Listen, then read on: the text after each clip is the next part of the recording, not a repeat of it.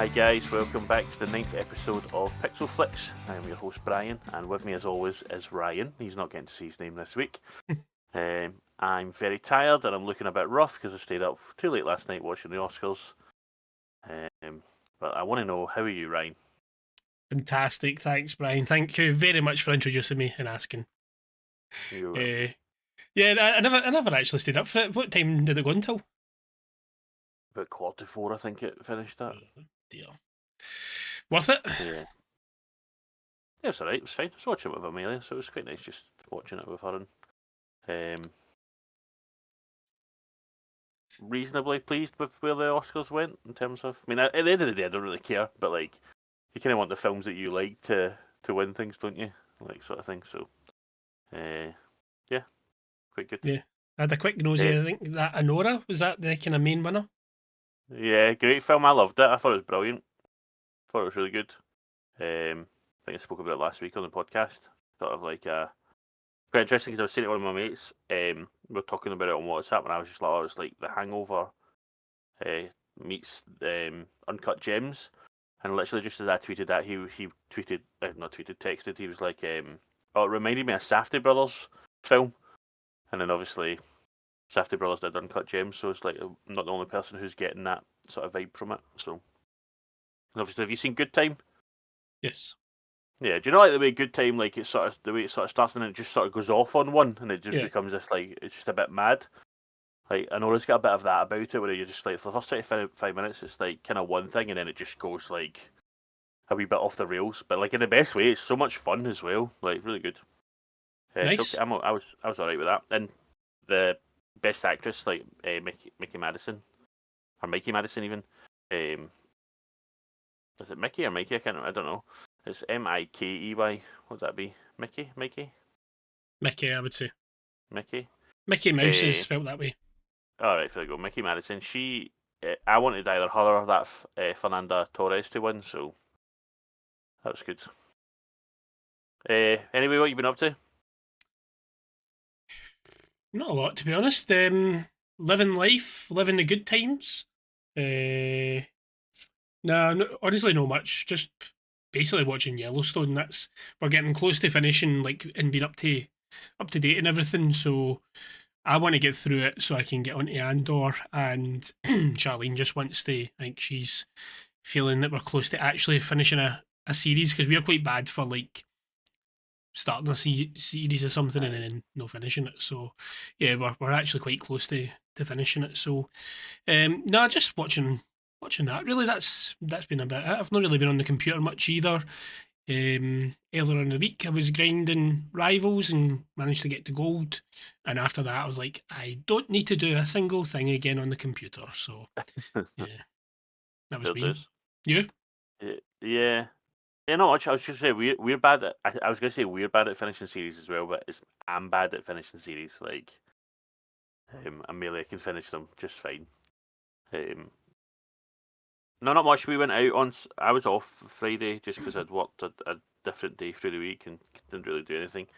Saturday we went to Nottingham. We went. There was a shop that Amelia really likes that had a sale on, so I took Amelia over to Nottingham in the car, and then there was this pizza place called Slice and Brew that we went to, and it was unbelievable, really good. So much so that we're still thinking about it today. Like we tempted to drive back over just for a pizza. Nice. And then we watched a couple of films. We had 2 films left to watch, which are before the Oscars for the Best Pictures, which was Nickel Boys and The Brutalist. That's kind of about it. Like not a big weekend as well. Played a little bit of Xbox and whatnot, but not loads. So yeah, that's us.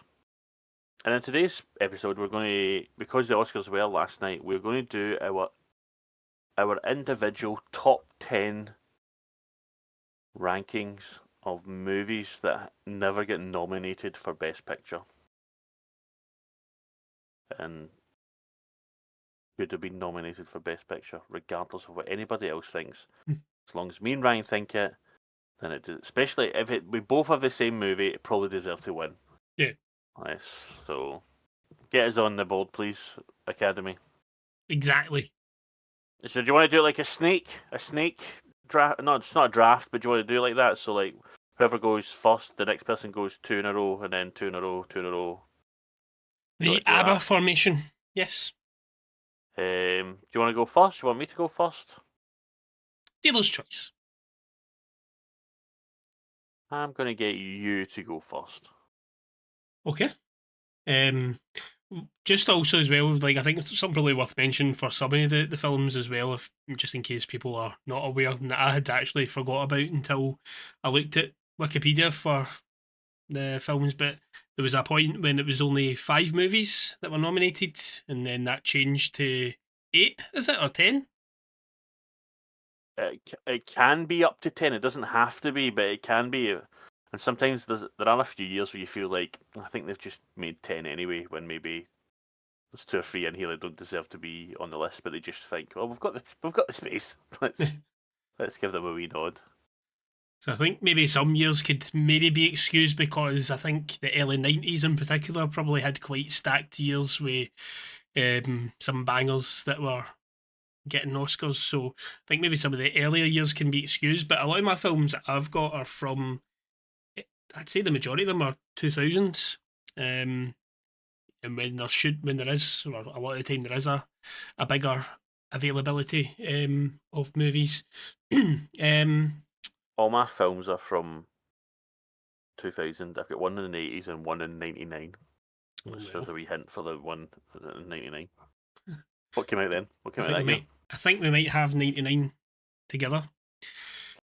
So the first film that I clearly had, and we clearly know is from the 65th Academy Awards, was Reservoir Dogs.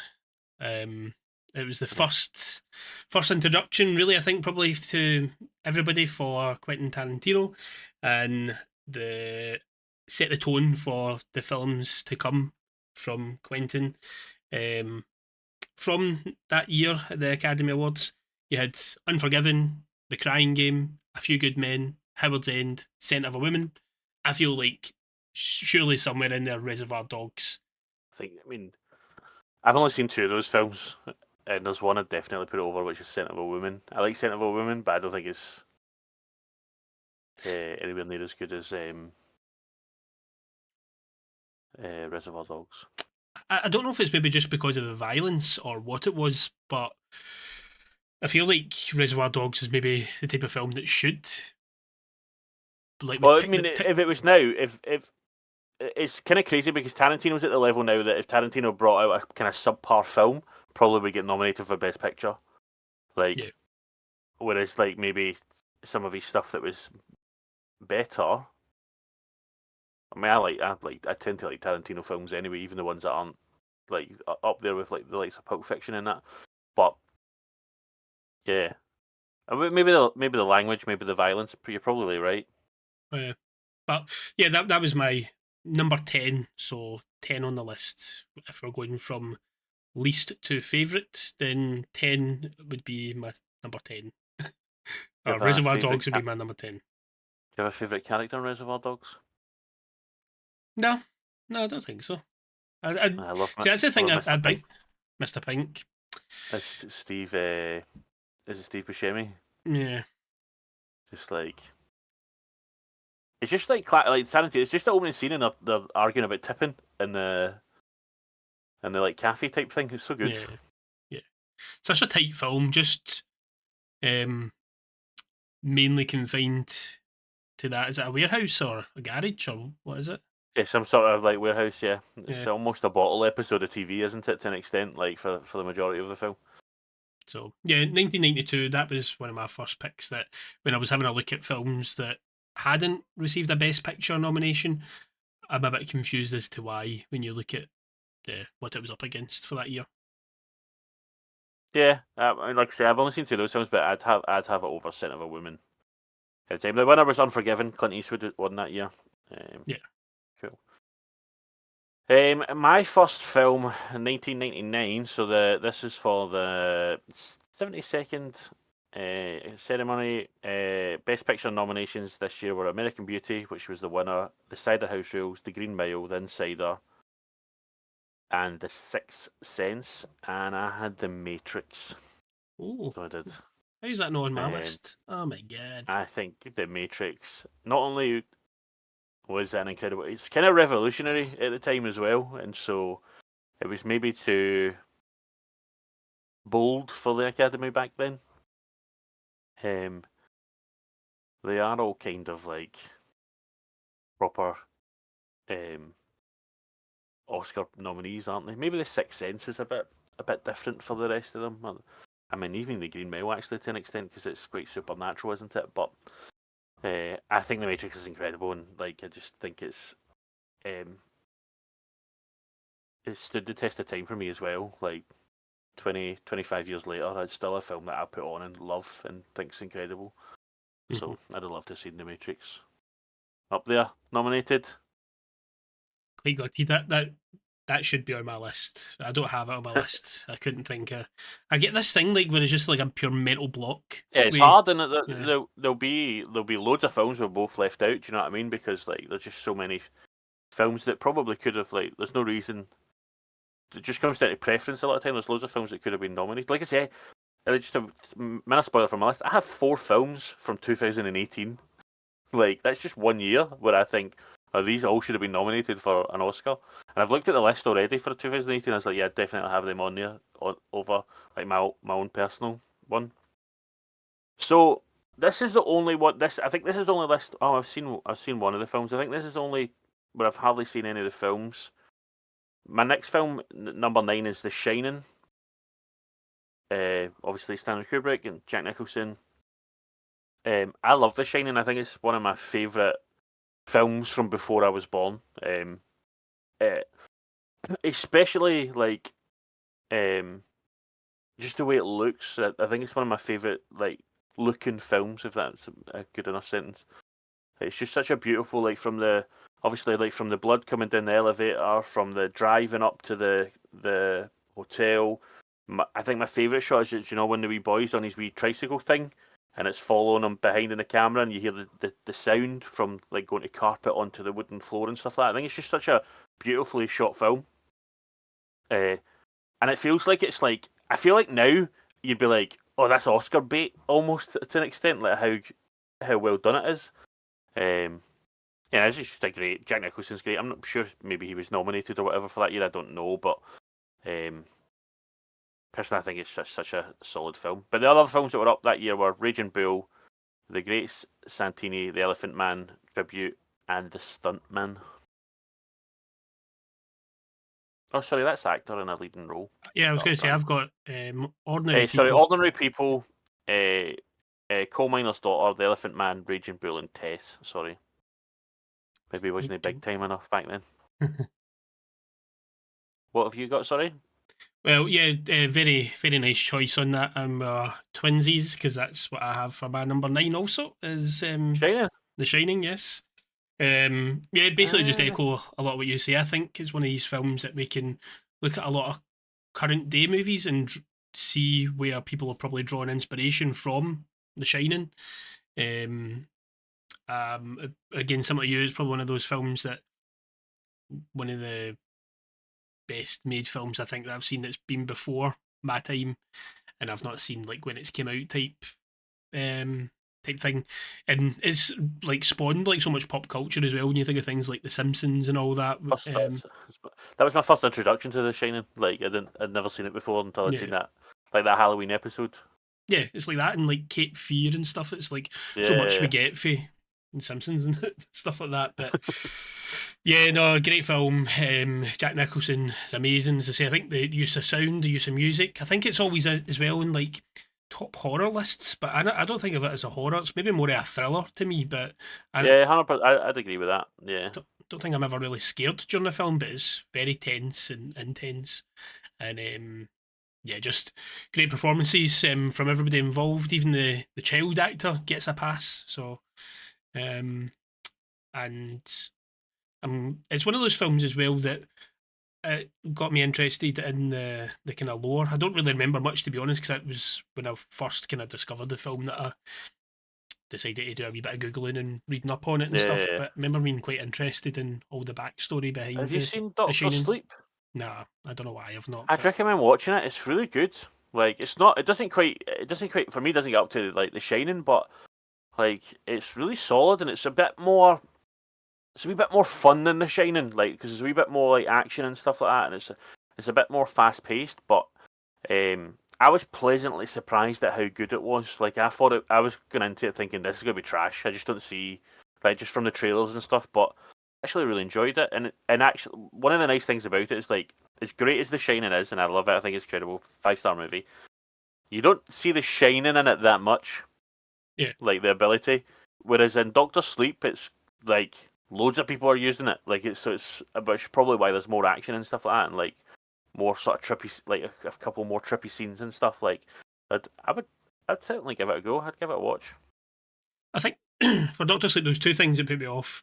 First was just a sequel to a beloved movie. I always Yeah, yeah. find they can be it's apprehensive, like going to watch that type of thing in case it has any or marks the original, or I don't know, just it ends up being a waste of time because it's maybe playing off the name. And strangely, the second one, which is something that maybe would normally draw me towards things, was Ewan McGregor. I would have rather there been like a complete unknown in that role, Mm. because it was Ewan. I don't know, maybe I would Yeah, find it that's fair. harder to connect with that character. But no, 1980 was also for me The Shining. So good choice there, Brian. Good choice. Yeah, nice. What's your number 8 film? Number 8 for me from the year 1999 was Fight Club. Ah, good shout. Yeah, So I these loved. are right. So we'll get rid of the cider house. Sorry, I'm sure it's amazing. Yeah, I've never seen it though, and we'll get rid of the insider.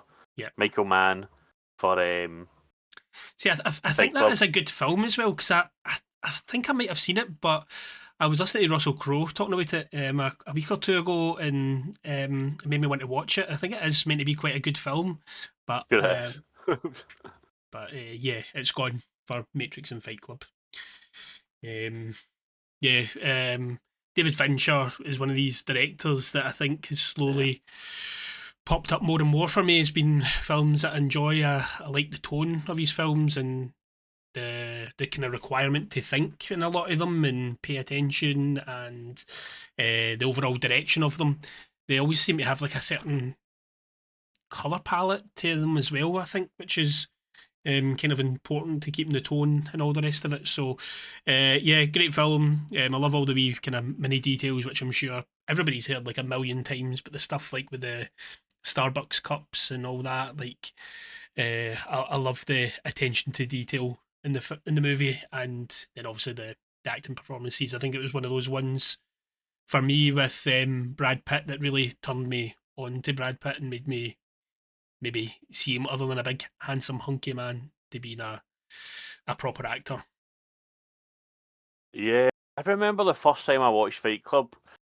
We had rented it on a Sky Box Office. I don't know if Sky Box Office still exists, but do you remember that? Like back in the day, you could like rent films. Yeah. You'd have them for like however long, and then we had like it was me and my brother. Now we had like people, we had like mates round, and we never.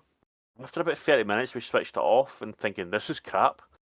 And I think it's because like there was like 5 or 6 of us in the house, and we were all carrying on, and we weren't actually paying attention to what was going on in the film. And then because you had it for like so many days after you rented it, a day or two later, I was in the house myself and I put it on and watched it. And I just remember like saying to them all the next time I saw them, it's just like, by the way, Fight Club's amazing. Like, like I sat and watched it all. It's unbelievable. Like, and just like I think it was just like one of the first times, and I don't know if it's because like we were like, and I would have been like probably about 16 when I watched it because it came out in '99, and then like by the time if it was on Sky Box Office, I maybe been about 15 because obviously like it would have had to. Normally it was about a year after it was at the cinema, wasn't it? It'd come on to Sky Something like Box Office, before it would then go on to Sky itself, and I just remember kind of being blown away by the last 30 minutes, like, and just being like, and so confused as well as to what the hell was going on, like. But just like finding that incredible, and I think it's the first time I can ever remember feeling like that at the end of the film because I don't think I'd seen like Usual Suspects by that point or anything like that. That I don't think I can't recall anything that I'd maybe seen that had like a really big twist at the end of the film. I just thought it was like the best thing ever. But yeah, I right, feel like Brad Pitt's great. I love the bit when he's on a wee BMX in the house and he like cycles into the cardboard box and just flies over the top of the handlebars. Just like I feel like it's a film that tricks you in a way into taking on board the bigger ideas of the film because, like, for a lot of people, it's going to be they probably would have saw it at the time because it's a film about fighting and people being in a fight club and all that. But yeah, really, it's like a anti-establishment, anti capitalism yeah. movie. So I feel like it's maybe done a good job in what it was trying to achieve because it's drawn people in and then hit them with a lot of stuff that they maybe weren't expecting. Yeah, definitely. Great show, great film. Really enjoy it. Thank you, Brian. Nice one. My number 8, and this is my first from 2018, which was the 2019 Oscars. So nominated that year was Green Book, which was the winner, Black Panther, Black Klansman, Bohemian Rhapsody, which is never should be nominated for any Best Picture ever. The Favourite, Roma, A Star Is Born, and Vice. I would have put in there as my first film. Remember, there's another 3 films to go in. If Beale Street Could Talk is a film I would put in there. I think this maybe suffers a wee bit because Moonlight had just won the other year or 2 years before, was it? Whenever La La Land was up for an Oscar. Was it 2017 that? 16. 2016 that? Yeah. Moonlight won. Yeah. I think If Beale Street Could Talk is incredible. I think it's not necessarily to say it's better than Moonlight, but I think it's good as. Like, I think the story's like heartbreaking and beautiful. The performances are incredible. The score is unbelievable. I just think it's such a beautiful film. And I think Barry Jenkins, like we talked a few weeks ago about how like when you watch a movie of a director and you think, oh, I like this guy, and then you watch that second one and you're like, nah, that's it. Like, this guy puts anything out, and that was for me. That was my second Barry Jenkins film, and I was just like, oh, he just makes these beautiful, like incredible, like sort of heartbreaking romantic stories, and I think they're great. I don't know if you've seen either Moonlight or If Beale Street Could Talk. But how it wasn't nominated, and that's the only thing I can think of is that I know they already got a win for Moonlight a couple of years ago, so we'll just leave this one aside because it is definitely deserving of a Best Picture nomination. Especially Bohemian Rhapsody is an absolute tragedy, man. Like, it's nowhere near good enough to be Best Picture in my opinion. Like in the conversation. The thing I remember most about If Beale Street Could Talk, which I haven't saw, or Moonlight, was Empire talking about it like all the time. Like they would just constantly be like talking about it and how good a movie it was, and thinking to myself, I need to try and watch that, but I just never got around to it.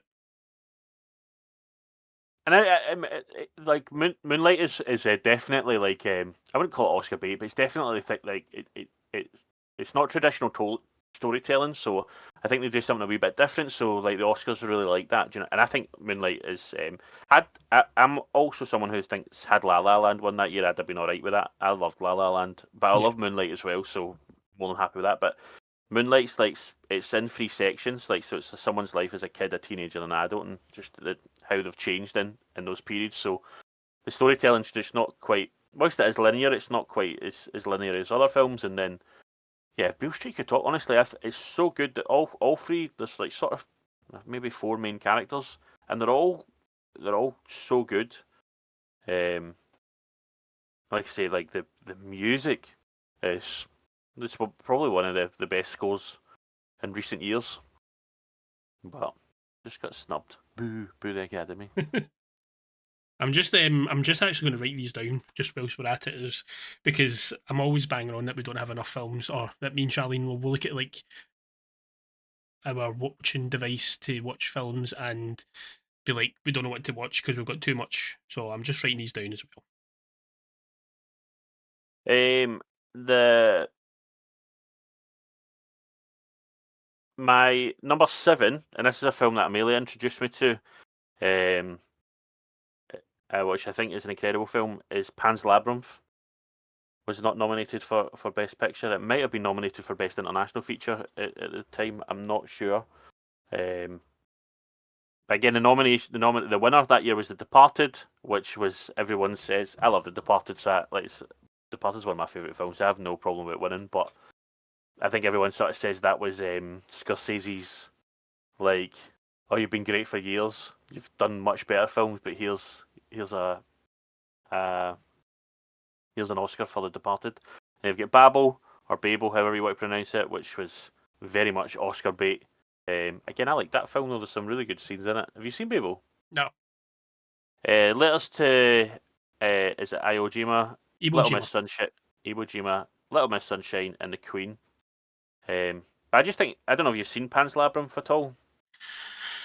I started it and then I think I wasn't quite sure of what type of film it was, if it was a scary or not, because I do like Guillermo, so I really wanted to watch it.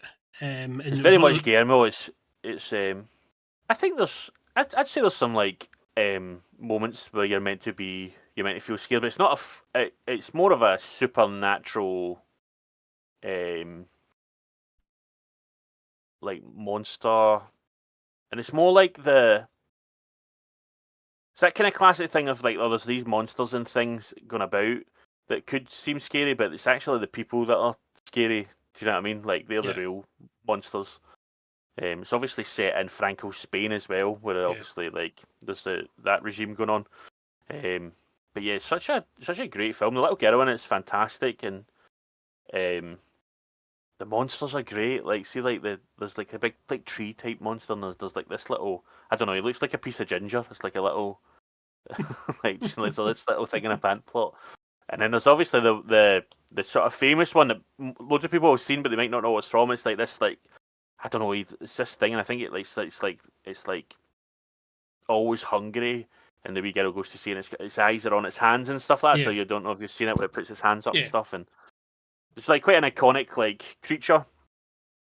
But it's just, and I think that's what I liked about it. I think like all the stuff see set to the backdrop of Franco Spain, like that's all that stuff's really interesting and fascinating. And I think like I just thought it. I think before I'd seen it, I thought it was just like a creepy kind of horror film, not realizing there was so much more to it than that. Yeah, I've just added it to my list as well because it has been one of those ones that, as I say, I started at one point and I couldn't. Yeah, I think that's maybe why I stopped. I wasn't quite sure the type of film Yeah.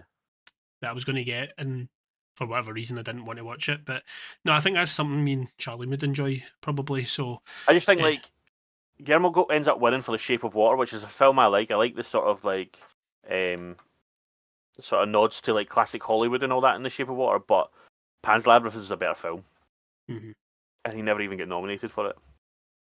I'm quite interested in that like period of history as well because it's obviously like the lead up to Second World War and all the rest of it. So I do like all that stuff. Nice. Sorry, my wee Good dog's trying to choice. see me. Hello, pal. So what would your number 7 be? So this is the first film. Sorry, 1, 2, 3, 4. So this director comes up 4 times in my list. Who I feel's not had enough love. It was from the year 2006. Also, Same year. so I would also be getting in there The Prestige by Christopher Nolan. Absolutely Film, love that film. I think everything about it, the film itself is kind of like a magic trick, which is like what the whole film's about is magic. Or well, is the kind of face of the film, I suppose. But yeah, great film. Christian Bale, Hugh Jackman. You've obviously got what's his face, the old crony in it. Yes, Michael Caine. Michael Caine. He's good in it. Yeah, Bowie's good in it as well. You've got Gollum, he's in it as well. Good cast. Scarlett Johansson. Yeah, it's good. Always get this way, Nolan films, but yeah, I think it's a forgotten Nolan film, or when it maybe doesn't. I think was it in between the Batman Begins and The Dark Knight? Oh no, yeah, it would have been. Yeah, well, because The Dark Knight was 2008, wasn't it? So it's probably in between. So I'm wondering if I think that's maybe why it's kind of like And you had what was the other? There was like another magic film at the same time as well. Had with Edward Ed Norton. Norton. What I can't remember, The Illusionist or something. I don't know Yeah, if that's the I name, think but that's it it. was, Yeah, yeah. So that which thing is, isn't very good. I saw that. The tragedy is, I saw that one at the cinema oh, and did you? didn't enjoy it, and I never saw The Prestige till probably about 2013 or something like that. Watching it on BBC iPlayer, run about Christmas one night by myself. Well, I was like, "This that's is brilliant! I've never that's heard of this film." Like, probably like what a lot of people have done then though, isn't it? Is they've yeah, yeah, probably been the same where they've um, came to it late in the day, and I think it is one that's just um, another movie in Nolan's cap have just been like an amazing film that stands out to me. yeah. So yeah, I would like to draw attention I've got a to it. couple of Nolan films on this list. I think we're going to have some cross wires here. um, Nice. I didn't expect you to have this one on there, so that's nice. I think you're right. The Prestige is and it's one of Nolan's more fun films as well because of mhm. the whole mystery side of it. So, and it's quite fast paced as well, and like, so yeah, it's a really good shout. I like it. So yeah, 2006.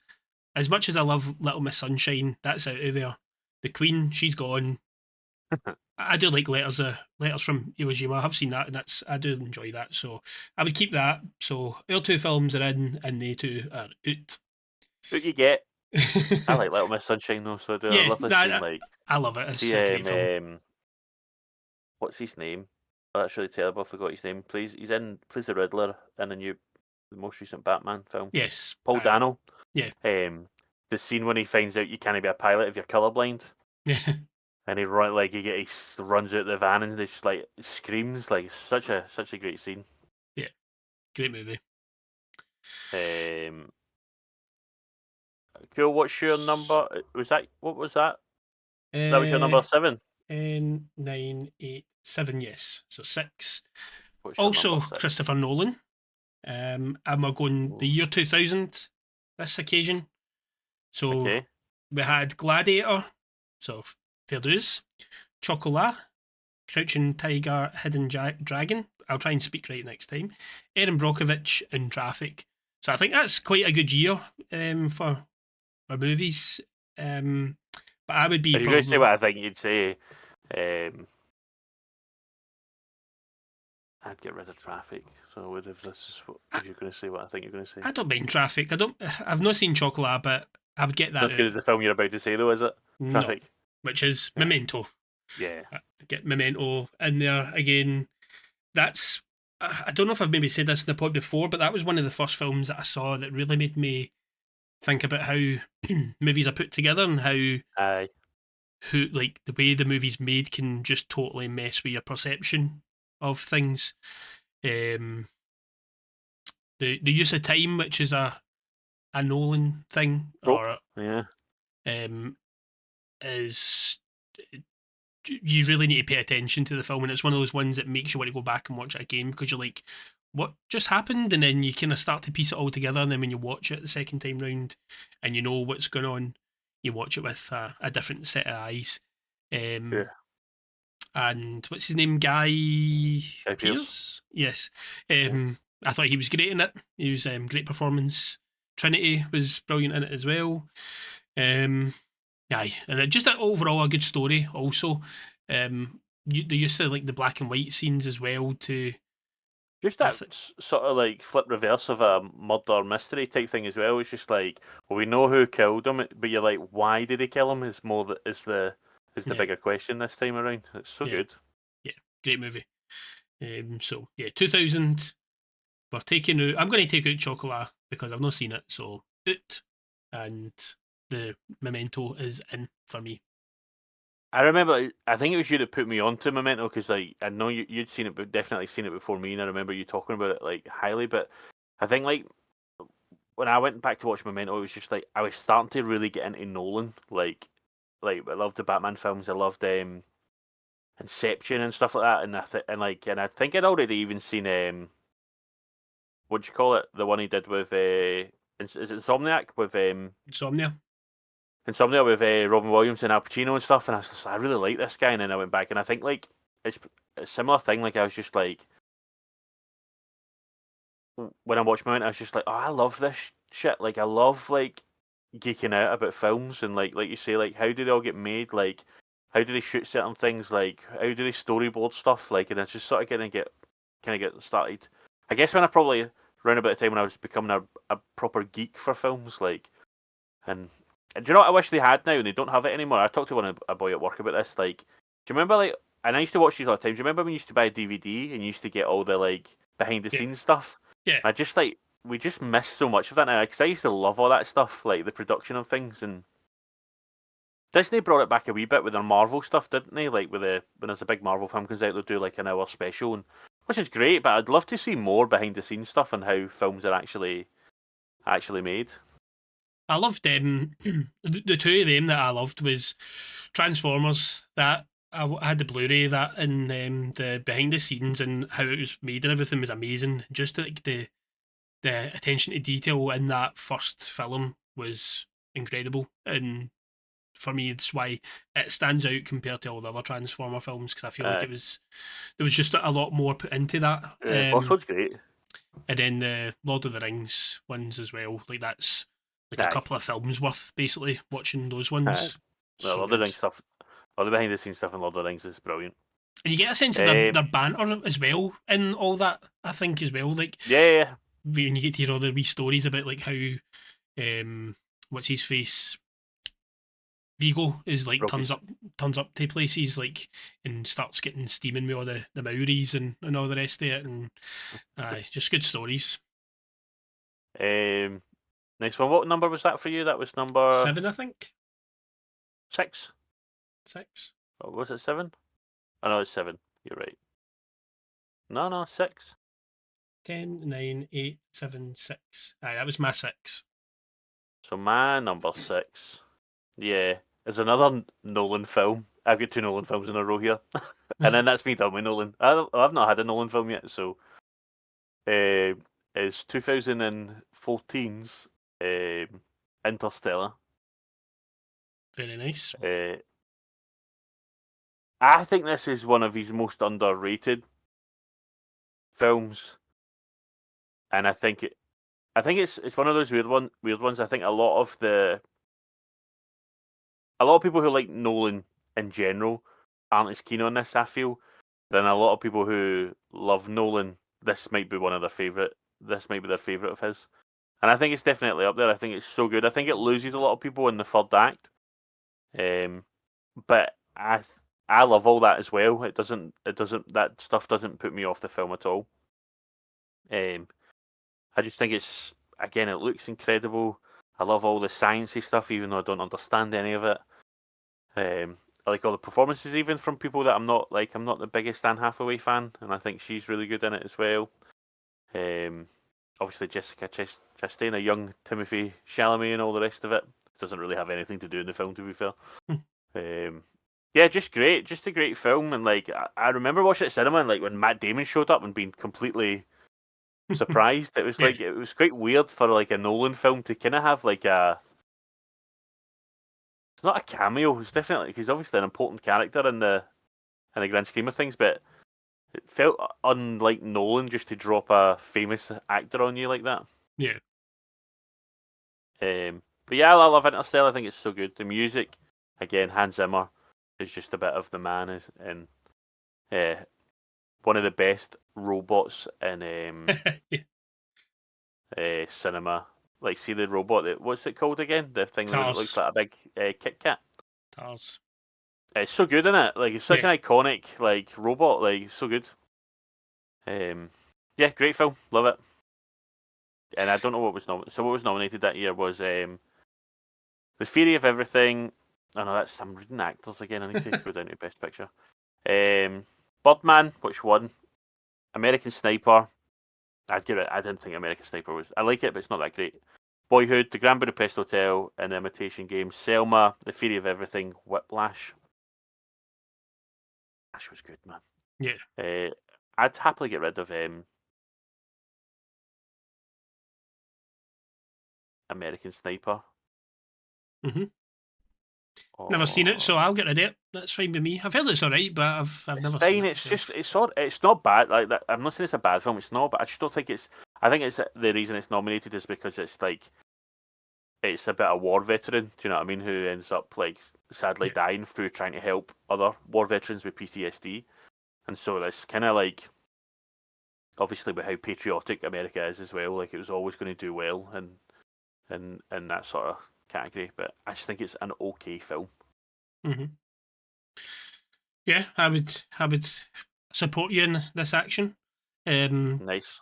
Grand Budapest Hotel. I've seen. It's okay. I wouldn't have that. I Oh, would have others ahead of that. I like the Grand Budapest Hotel. Imitation Game. I can't remember what one that was. Now. I know it, That's but the one with Benedict Cumberbatch, isn't it? And he doesn't all break the codes for during right. World War Two. He plays that. I don't know the gentleman's name, Yeah. but he's like a gay guy, and I think they castrate him and stuff like that after it, don't they? It's quite horrific what they did to that guy, and like how he's like integral to winning the war for us, and then they just treated him like crap because hmm he just because he liked men instead of women, which is really awful. Yeah. Yeah. Well, 100% for Interstellar. It does feature on my list, but it is not yet. Um, it's one of my favourite films of all time. I think it's for me probably my favourite and what I think is the best sci-fi film ever made. I think just the things that it tackles, whilst being very grounded with everything in it, like the science behind it and some of the probably the real things that humankind will need to overcome at some point in the future with Mm. food and all the rest of it. Like I think a lot of people forget about all the earth element of it. That like it doesn't take much for our fragile world to be changed and altered, and our way of life to completely change. So, yeah, I love everything about this film. All the acting performances, again, as just mentioned quite a lot. The kids in these type of films usually annoy me, but everybody was great in this. And the story's amazing. I'm same as you. Anne Hathaway, I can take or leave, but I really like her in this. Her wee speech about love, or the Mm. love, like basically transcending time. Uh, is great. As you say, the things with Tars and the humour that he brings to the film as well. Yeah, That was like when I mentioned a recent pod that me and Charlene watched it, and that was one of her big takeaways was she loved Tars. who doesn't So love Tars though? I know he's so good.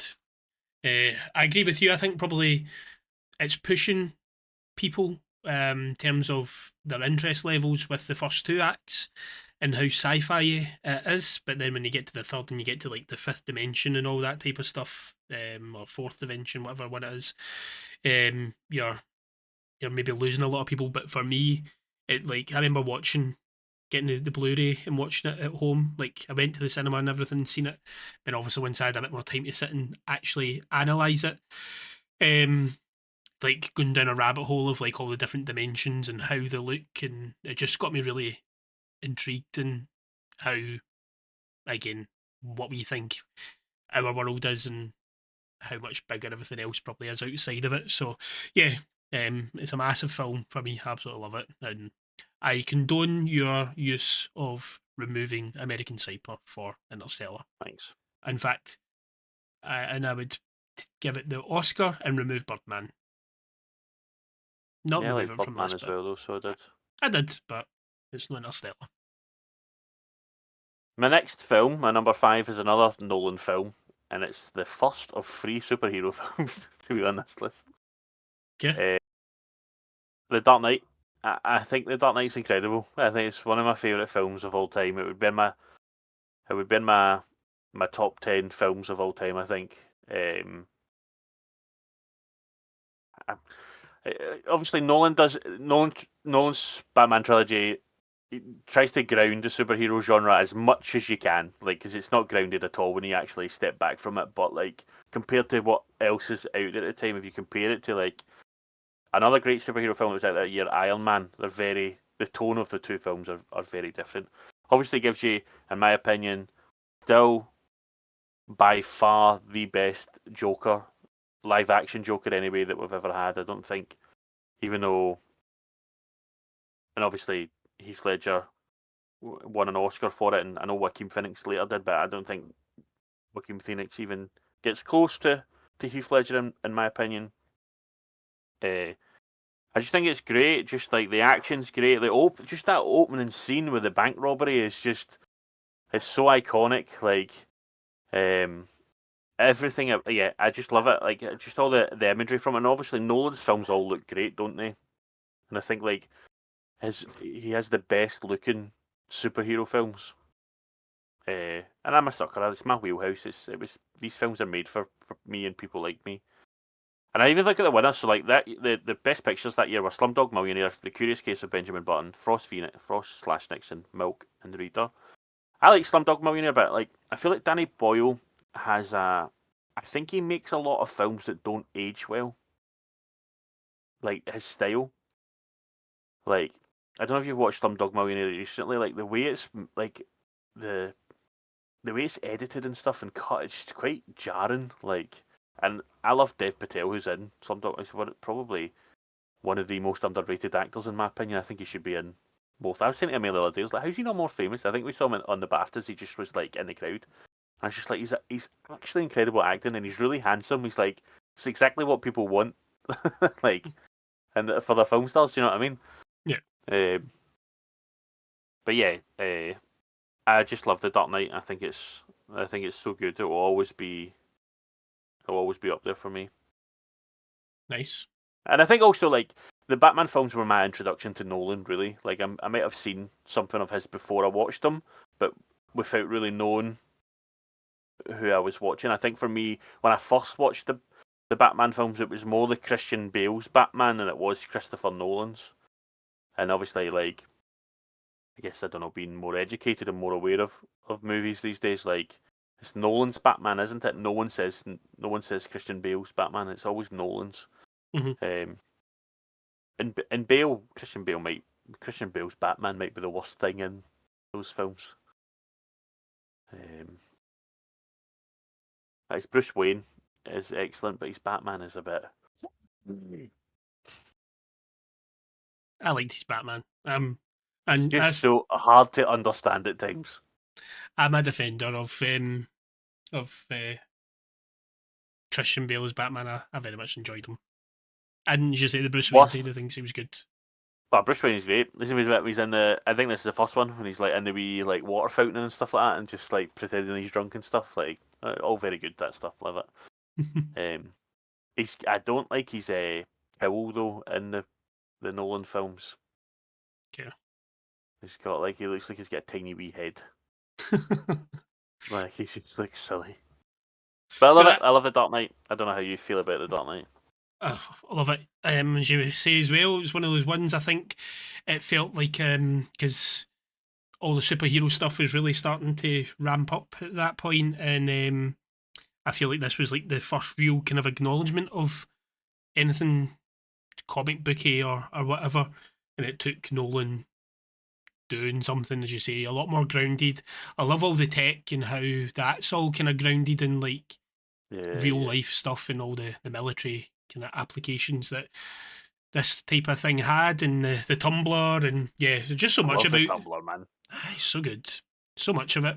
Again, I saw something like that the other day. I'm not sure if it was on YouTube or what it was, but they were just talking about the design and the construction of the Tumblr and what they had to go through to actually produce it, and just as a like again, feels like these sometimes movies and these type of things produce other things accidentally, but it's like I feel like that's like such an amazing vehicle just in general as well. Never mind just like for a movie prop or whatever. It was yeah. Anyway, that's a side note. Aye, amazing film. I love everything about it. As I say, it's a Nolan film.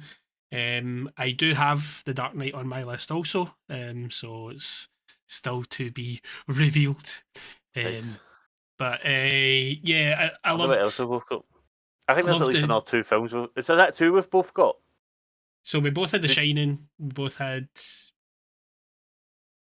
Did you have Interstellar? Yeah, Interstellar. Yeah.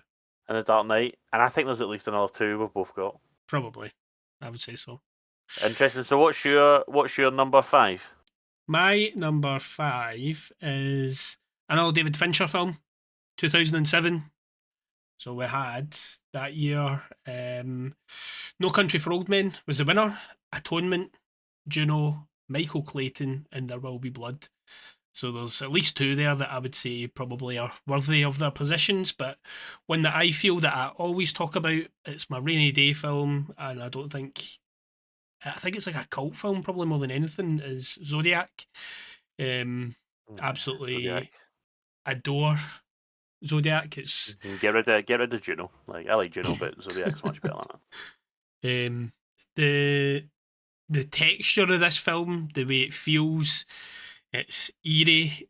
It's at points it. there is like I think we've mentioned before, like there is a scary element to some parts of this film, like when you've got the Zodiac watching the couple on the wee beach, like that's creepy as, and then the bit in the basement with the other guy. It's like I think we spoke about this like back in the movie podders with Robbo, and it's like reverse horror.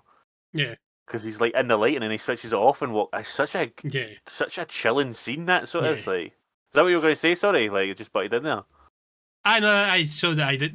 That stuff there, like it's all creepy and all like it brings like a layer of something you weren't expecting. I think because you're watching this film that's about like a serial killer, and I don't think you really, in a way, expect some of these scenes to just appear and happen the way that they do.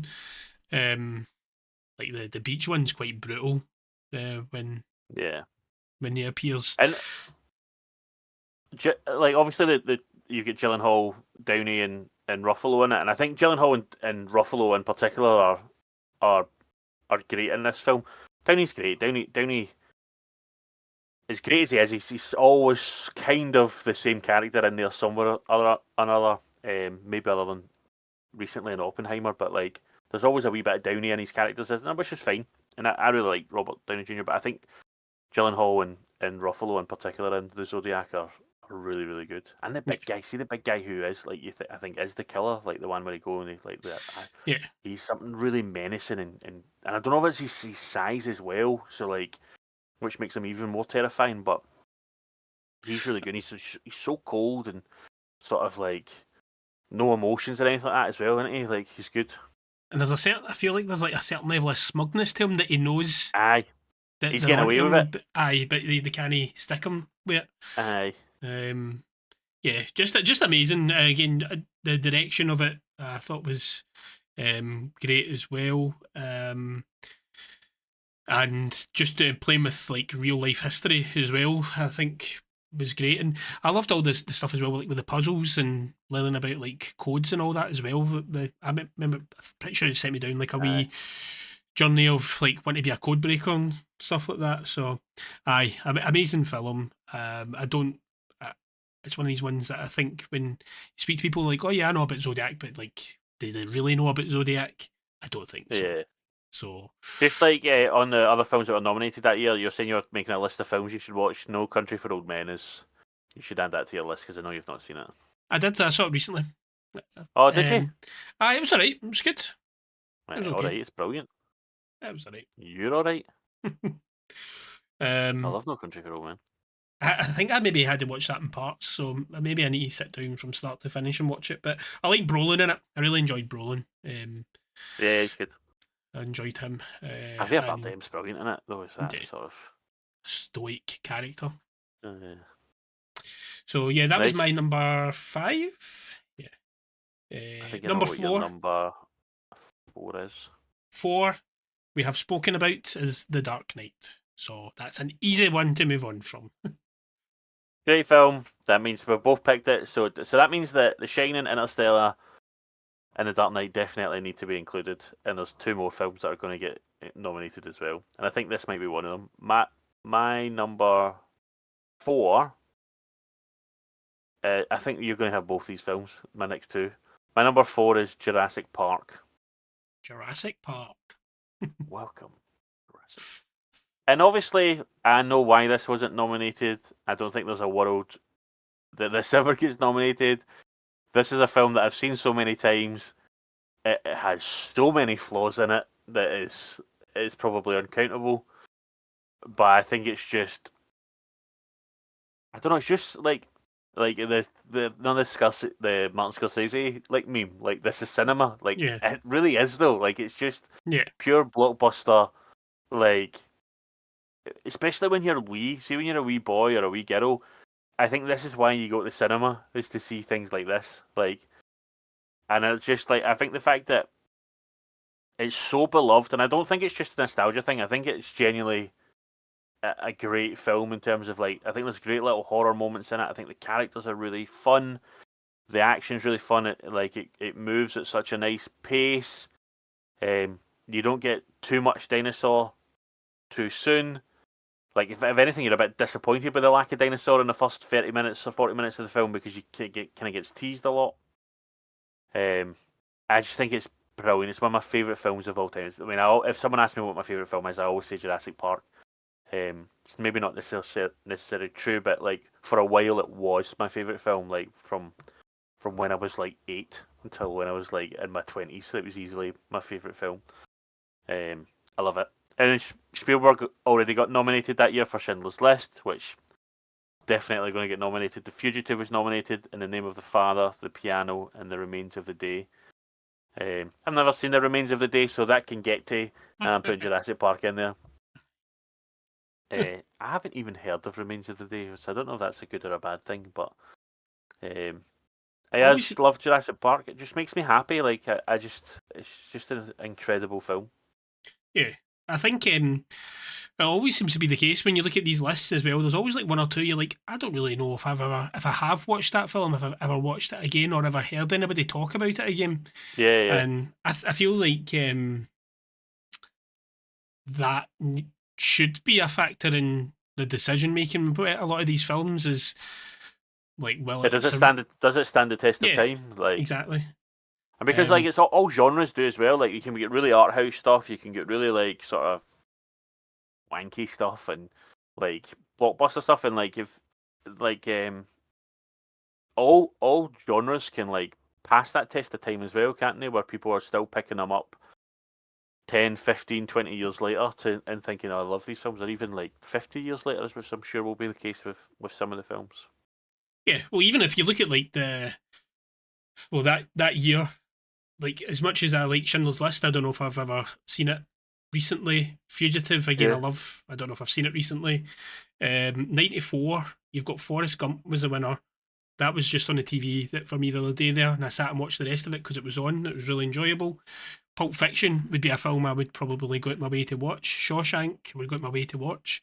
So I feel like these are all films for me Forrest that are Gump. Forrest Gump would have been the following year for the Oscars. They would have all been the following year. Yeah, that was 94, yeah. That's what I'm saying. Those are just examples of films that I think Sorry. all worthy because they do I stand. don't think Forrest Gump's as good as what people think it is. As I say, I sat and watched it. It was I think somebody had the Sky Movie channel on, and it happened to be on, and I sat and watched it and enjoyed the remainder of it.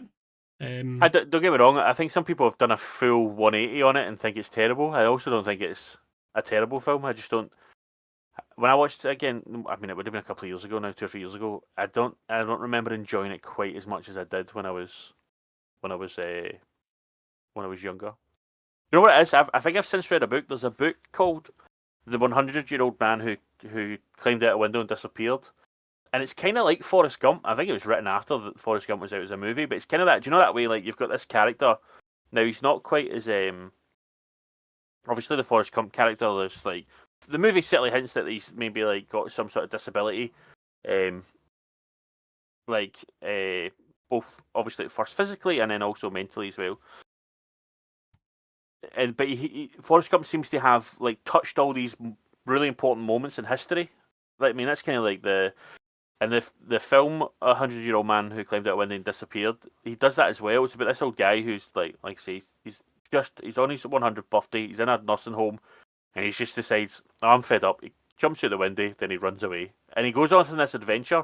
But as he's on this adventure, it goes back to all these moments he has in history, and again, it's like anything important that happened, this guy was there, but he's just so like kind of like Forrest Gump, a bit blasé about it. Doesn't really impact him, and I just think that book and that story does it better than what Forrest Gump does it. I don't know why, but I feel like that's my Forrest Gump now. I think it's a better that book. I think they've made a film, but I've not seen it. But it's a Swedish author. I think it's translated into English. Fair enough. Well, just on Jurassic Park, that is on my list.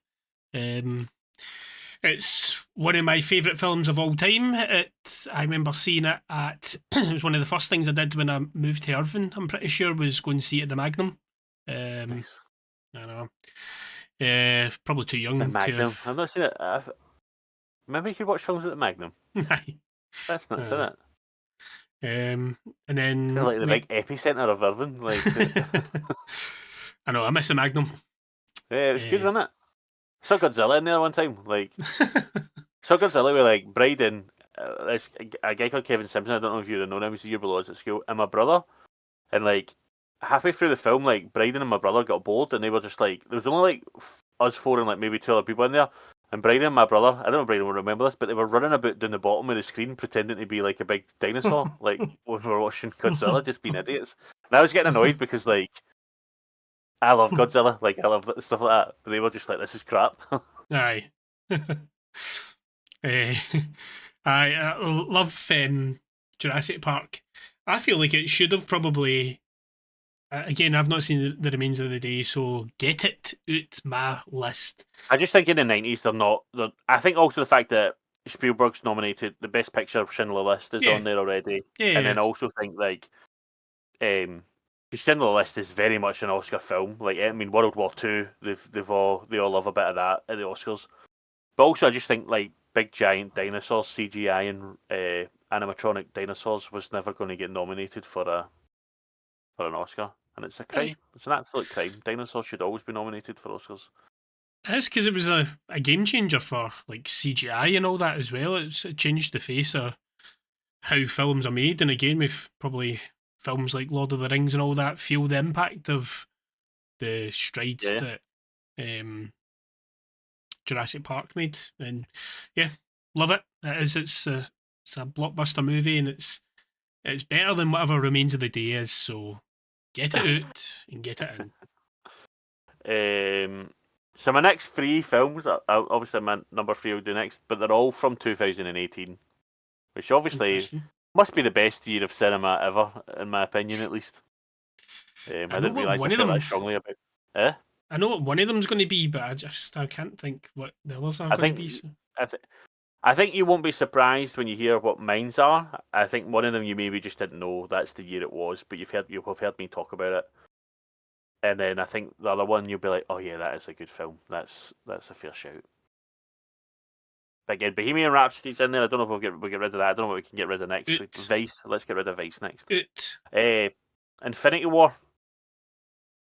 And obviously, like, I don't know how this, like, and obviously I need to go back to, like, it's better than Green Book that won. I don't care what anybody says. Like, Infinity War is a better film. Like, I know it's all subjective and all the rest of it, blah blah blah. But I think it's incredible.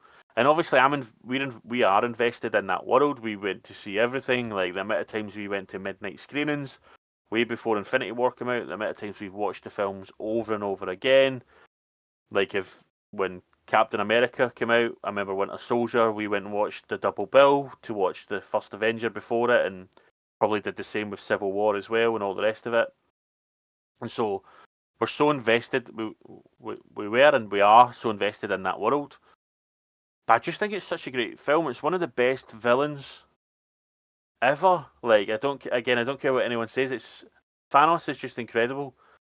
Like, and I think the fact that there's so many characters in that film, and I think the Russo brothers, and you can criticise their work they've done since they've done Endgame. It's not, their work doesn't seem to be that great a standard. But the way they give so many characters in that film all a chance to shine is kind of incredible, actually. And it doesn't, so much of it doesn't feel forced or just chucked in there just for the sake of it. It all sort of feels kind of earned. So much so that the characters that you think are going to be big characters in it, they've left some of them out. Like, obviously, like Chris Evans' Captain America doesn't have that much to do in Infinity War, and he's one of the biggest characters. Probably up until that point was the second biggest character in the MCU. And then what they did do, and it's great, is they brought like Thor becomes a more prominent character, and probably the arguably joint lead with at least. But Thanos is the lead, but do you know what I mean in terms of the hero side of things with Iron Man? Like, it's brilliant. I love it, and it should have been nominated. Yes, wholeheartedly agree. Also on my list, yeah, Infinity War was like a game changer. It's one of those ones, like the culmination of 10 years or whatever it was of films. And we've never really had anything like that before, and I don't know if we ever will have anything that builds to such a crescendo of like connected stories coming together. And as you say, I think I've probably not got much more to say in this because I think you've said everything that I would say about it as well. Like, one of the things that stands out is how they managed to get everybody screen time and give everybody meaningful screen time, and not just be a waste of time, basically. A menacing villain, but one who is, again, one of our greatest villains, I think. The CGI, again, I think Thanos looks incredible. yeah, so good. It's like I think he is. It's one of these ones you do forget he is like a real person in it. A film as well with stakes, because ultimately, spoiler, everybody loses at the end of the film. So there's real stakes there. There's real emotion. Yeah, it has a sign in it that says we will deep fry your haggis. So yeah, therefore, there you go. Like, therefore it wins. yeah, Best picture. This is cinema thing again.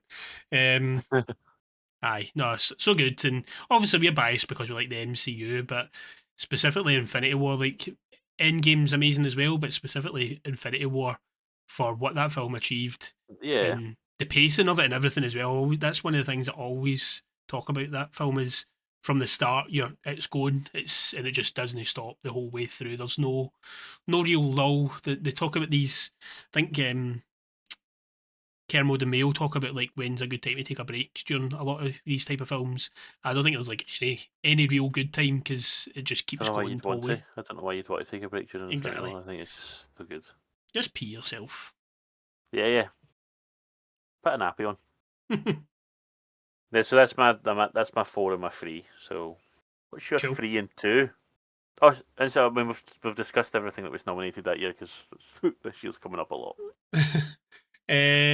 So my 3 is Infinity War. There you go, perfect. So perfect. So yeah, as mentioned, amazing, and comparing it against the nonsense of Bohemian Rhapsody, get it out. Have you seen it? One. No, I've seen clips, but it's such a wet blanket, man. Yeah, I've heard it's no. I saw the wee bit when they come out about the come up with, I think it's We Will Rock You and stuff like that, and I'm like, oh no, it's cringy to watch, I think. I don't think I'll give it its props. The last 20 minutes or 25 minutes is the performance at Wembley, and it's sort of like, and that's really cool. I was at IMAX when that, and that was good. But other than that, nowhere near good enough to be nominated for anything. I feel like just on Bohemian Rhapsody, I feel like that's a film that could have been so much better because I feel like there's a lot of material there probably to be mined. But from what I understand, Queen were quite protective of some of the bad tame, stuff. Though it was so like, obviously you knew Freddie Mercury had this crazy life and crazy lifestyle, and it just felt a bit like watered down. Whereas like the following year, like Rocket Man comes out about Elton John, and they went down like a musical route, like instead of like a traditional biopic. And I think Rocket Man is 10 times the film that Bohemian Rhapsody is, and that's another film that wasn't nominated. But it showed you how messy Elton John's life was, though. Do you know what I mean? And that's what people are tuning in for. That's like, they want the drama. Of course. Oh yeah, sorry. So number 2 for me was Interstellar. So we can Nice. move on as well. But yeah, as I Sorry, said, I'm stealing all your.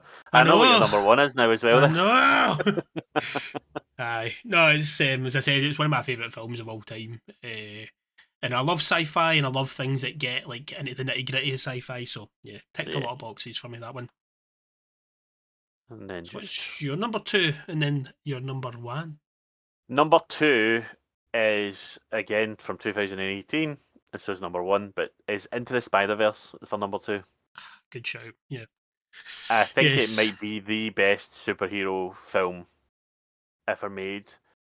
I think it's the best Spider-Man film ever made, and I know a lot of people are Peter Parker fans. I love Peter Parker. Peter Parker's incredible, but I feel like Into the Spider-Verse really captures like for me, good Spider-Man, and I think, to be fair, I think all the live-action films have done this to an extent. Needs to have a lot of heart in it. Like you need to like really root for either Peter or Miles, whoever's in the suit at the particular time. They need to have a sort of like almost for me like a little bit of an innocence about them. Like they just think, oh, the world can be a better place, sort of thing, and like I'm like in sort of defiance of like I can help regardless of what people tell me I can't, sort of thing. And like I just think it's done so well, and I think the fact that they've done a multiverse film and they've done two now, and they're both brilliant, and live action films have tried to replicate that, and they can't get anywhere close to it. And I appreciate that animation's a different medium, and so there's more you can do with it, and that might make that storytelling a little bit easier. I'm not sure, but I think it's brilliant. Like I think the story from start to finish, the voice performances, the music, the score, the soundtrack, like the action, it's just brilliant. I love it. I do think it's my favorite animated movie of all time, and I think Gilmiro spoke about this at the Oscars one time, how animated movies in general get a bit disrespected when it comes to Best Picture, and sort of get just put, oh, that's a kids' film. We'll put that in its own wee category of Best Animated Film, but I would have this in there probably over everything that's in the Best Picture. Like I think it's just outstanding.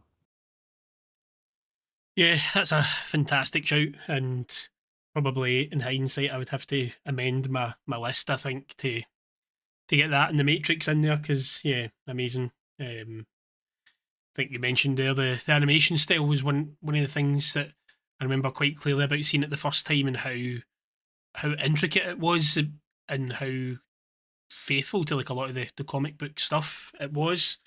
And then yeah, all the character um, beats that you've mentioned to do with Miles, that was great, and his family life and yeah, Yeah, fantastic film. And I love one of my favourite sequences or scenes in it is the bit where they go to wherever Doc Ock is. I can't remember the name of the lab or whatever, but they go there yeah, and just that whole sequence where he's trying to teach Miles how to kind of be a Spider swing. Man, and then the bit where he goes invisible and I always love the bit where he's sort of like trying to pick up the PC and he's saying to him, "You don't need the keyboard and monitor or whatever." It's like all that stuff. It's just like stupid, but simple things.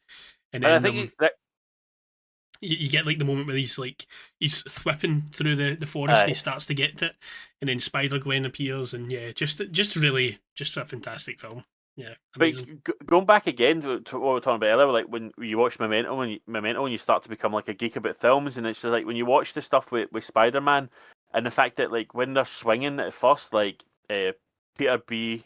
Parker is at 24 frames per second, and Miles is at 12 frames per second to make him feel like more clunky and Yeah, stuff when he's swinging. It's just like these little things that you don't necessarily notice that the frames per seconds are out, but you know that he doesn't look as good doing it, and just like so many little choices that are just brilliant, and like the animation yeah, style, like you said. I remember, I think we did movie podders at the time, and I remember watching the trailer, and I definitely was just like, oh, I don't know how I feel about this animation, and kind of being a bit like, I was like, sometimes it looks good, sometimes it looks a bit rubbish, and but then when I saw the film at cinema, being absolutely blown away by the animation, yeah. like.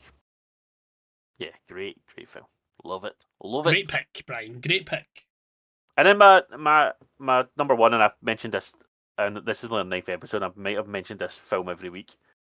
Is Shoplifters, um, from Karida. I think it's just one of the best films I've ever seen in my life. I remember watching it, and I remember like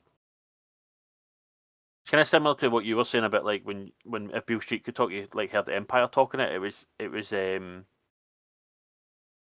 I listened to Films to Be Buried with Brett Goldstein, and in the year that was out, a lot of people were bringing this film out. I've just seen this film, and Brett Goldstein was raving about it and stuff. And just heard more. It might have come up on Empire as well. And I thought I better watch this, and I've just sort of been blown away by this film that talks about class in Japan and how that impacts on different people. And it's just this sort of like beautiful little story that's actually a terrible little story in a lot of ways, but you don't realise that. You think it's something beautiful, but actually, at the end of the film's just like, is this beautiful? Like, should this have happened? Like, and it's just great. I think, and I think Parasite is a worthy winner. Like, Parasite was it was either the following year or the year after. I can't remember. But like, I, it's almost like this walked so Parasite could run in a way. Do you know what I mean? Like, I feel like this should have been nominated. I'm not even sure if it should have been nominated for best foreign. Yeah, it wasn't even nominated for best foreign language film, which just baffles me. Like, and obviously I've not seen other. I've not seen. I've just looked at that list. I've not seen those films, so I'm not going to comment and say that they shouldn't be in there. But Just get them commented on. Say no. Just other than the fact that I've seen plenty of the films that were English speaking films in Best Picture, it definitely deserved to be in there ahead of. I mean, I prefer it to all those films, so I'd have it at number one. But there's some films obviously Whiplash is nominated. I'm more than happy that Whiplash was nominated because it's fantastic. But yeah, Shoplifters, I just think it's just this incredible. Creed does like. Broker as well that came out. I've got Monsters on my list to watch, which is his most recent film. Just seems to do like kind of like Bong Joon Ho. Like they have this theme of class throughout their films, and I think I don't know if I mentioned it before. I feel like Japanese and Korean cinema they do the grey really well. And I think like in Western films, it's very much like, oh, here's your good guy, here's your bad guy. And you don't really have to decide for yourself. Whereas I think like in sort of Eastern cinema, it's very much just like here's a group of people, and I think I've said this before, but here's just a bunch of characters. They're all flawed, and you make up your own mind, like how you feel about them. I'm just going to show you them. You then get to decide if they're good people or bad people, and I really enjoy that storytelling. It just makes it a wee bit more complex, I think, and I really like it. Nice. Yeah, Very nice. I've added that to the list of things to watch. I might watch that one myself. Yeah, I've never seen that, but I've always heard. I think we mentioned this a couple of weeks ago. Like we heard good things about it, so yeah, definitely need to watch that. So in that case, then, just because you've got quite a lot of 2018, what does your 2018 look like if you include those films? Because Vice is the film that was about Dick Cheney, and it was get rid of that. Vice is gone. Star is Born. Bradley Cooper, Gaga. I get that gone as well. Roma. I've not seen Roma. I heard good. I think I'd like Roma, if I'm being totally honest with you. Get rid of Bohemian Rhapsody. So Bohemian Rhapsody's gone. Star is Born's gone. Vice is gone. I'd get rid of Green Book as well. Really? I would. Aye. I like Green Book. Green Book's good, but I just don't think it's on the same level as those other. In my opinion, I just don't think it's as good as those four films I said. So Shoplifters wins it that year for you then? I think so. Yeah, I think it's just a better. I think overall it's just a better film. I think Infinity War and Spider-Verse are more fun films than Shoplifters. I just, you know, when you just fall in love with something as soon as you watch it for the first time, like, and it's like, it's not even like once the main thing happens very early in the film, it's just about these people living their life. It's not like there's no complex storyline or plot or anything. It's just you're just watching these people live their day to day, and it's a very humble living lifestyle. Do you know what I mean? They don't have much, and just watching them and how they love each other and how they care for each other, there's just something kind of beautiful about it. And then, like I say, you get to the end and you're like, shit, that's wrong what they done. Like you kind of like, Yeah. I just love the way it can make you forget about what they've done at the start of the film, and just like, and almost not have a problem with it as well. I just think it's really, really interesting. Enough. Fair dues. I would keep A Star Is Born in that lineup. I quite like that film. But never seen Black Klansman, so take it or leave it. Really good. You should put that on your list. That's really good. Never seen The Favourite. Never seen Roma. Never You're not seen the biggest Vice. Black Panther fan, are you? Yeah, it's fine. Yeah, I like Black Panther. I don't think I don't think it's it's as good as Infinity War, but it's good. I don't think I'm up on it as much as most other people are. I think that's the thing with it. I mean, I think I think it is in my top 10 MCU films of all time. Black Panther, I do. I think it is really good. Take subtracting the CGI fight at the end of Black Panther, like the fight with him and Killmonger does not look good. Well, my final film, which if you've not been counting and you haven't already worked it out, is Jurassic Park. And as we mentioned, I love it, and it ticks many boxes for me, and it might be nostalgia or whatever, I don't know, but it's still a film that I will actively put on. I will watch if it's on. I look for like wee memorabilia things. I look for like things that I can have in the background there that's Jurassic Park related. Yeah. I don't actually think I've got anything Jurassic Park related as yet. There's like there's a wee glass behind me. What's that doing there? No, I don't have any Jurassic Park stuff here. Lots of Spider-Mans. There's a Miles. Wee Miles Morales right there. And a bunch of other Spider-Man. I've got Another a Spider-Man. Spider-Man picture. So yeah, Jurassic Park is my number one. Nice. Love it. Great film. Yes. That was good. 5 films we had the same. Yeah, I did think we Which might either have a means good few. means that we're so in tune and we are just right. We're just categorically right, or we're basic. One or two. I think we're right for each other, Brian. I think that's the right answer. Yeah. Me too. So that was good. Don't know what we're going to do next week for the pod, but we'll think of something. But before we go, Ryan, what have you been watching? What have you been playing? I know you've been watching Yellowstone, but have you watched any films? Played any games? Oh, I don't think I've watched. As I said, Forrest Gump was on, so I happened to watch a wee bit of that. I can't think of another thing I've watched other than Yellowstone. It's basically been that and EastEnders. So that's been the extent of it. And playing Rivals, playing Skyrim. That's my gaming activity. Nice. Yeah, nothing else comes to mind. You? This week I just played Avowed. I played a bit of Rivals and Fortnite with you, and I was in a right mood the other night. Was it Friday night we were playing? I think it was Friday night, wasn't it? Or Wednesday night or something. Whatever night it was, I was in a right mood whilst we were playing. I was just like, I don't know if it's because I was tired or it wasn't going my way, but I wasn't in the best mood playing. Played some Avowed, streamed it. I had this really annoying person come into the stream and wind me up.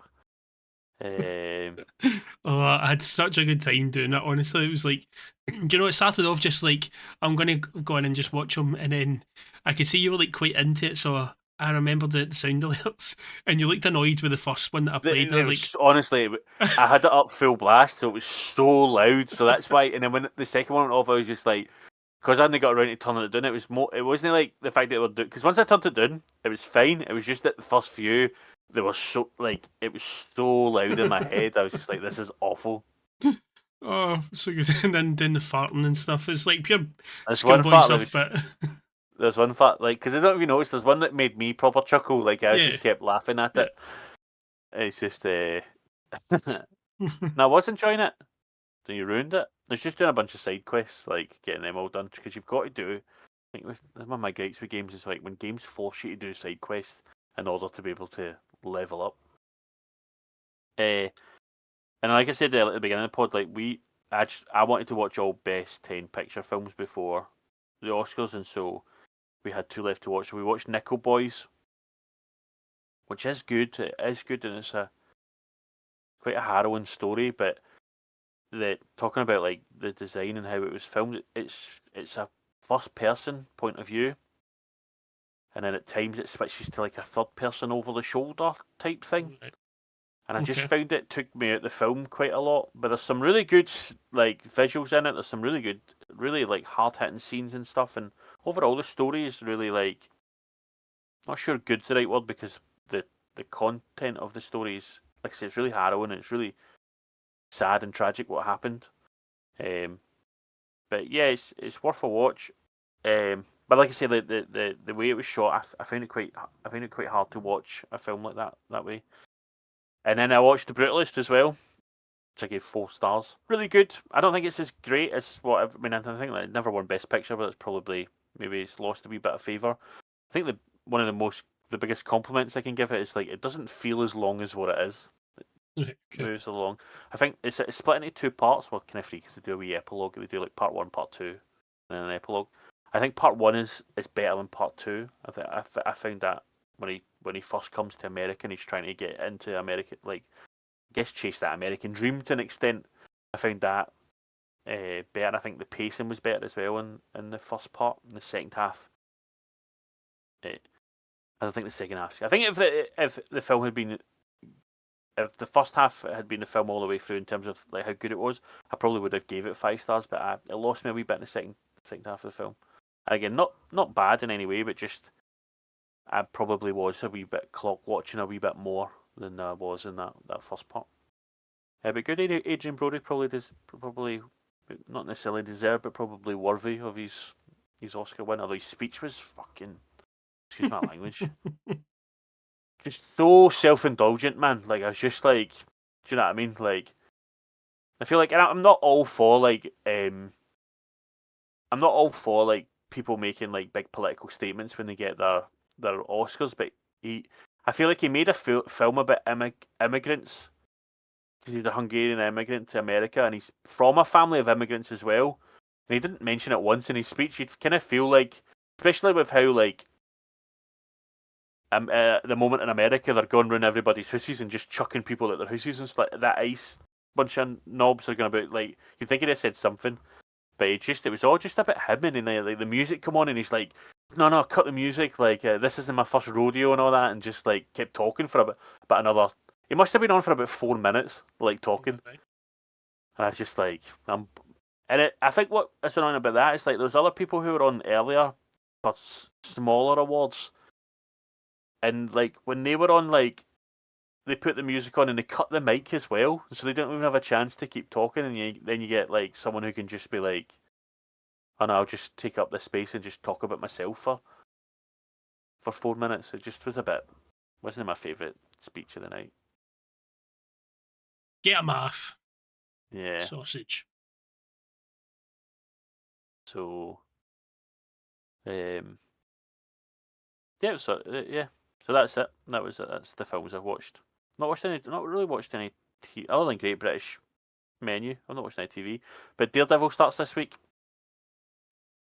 Oh dear, I'm going to need to try Get and on find it. time I to want to watch talk that. about it on Monday. What day does it release? Tuesday or Wednesday, I can't remember. Either tomorrow or That's Wednesday. okay. That's okay. I should be able to then. I'll try and get it watched during the day. It'd be good to talk about it. We could have a wee.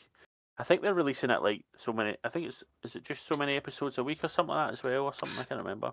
Yeah, see, I'm getting confused with Andor because they're doing like blocks of Oh, three, aren't they? I think that's what I'm confusing it with as well. Actually, Andor's doing, which I quite like, because obviously the first season with Andor, just obviously, sorry to go off on one here. They they had little, I guess, subplots that were in 3 sections, weren't they? So Yeah, that'd be like good. every three episodes were like interconnected, and it was like a movie basically. Yeah. Good. Yeah. Yeah. Cool. Nice one. Well, thanks for listening. Thanks for watching if you're on YouTube or Spotify. Please leave a like, leave a comment. Apparently that helps us. So like I said this at the start. Even if you didn't listen all the way through, somehow you switch off right now before I finish. Please leave a like and a comment. It helps us. We'll have links to our X, Discord,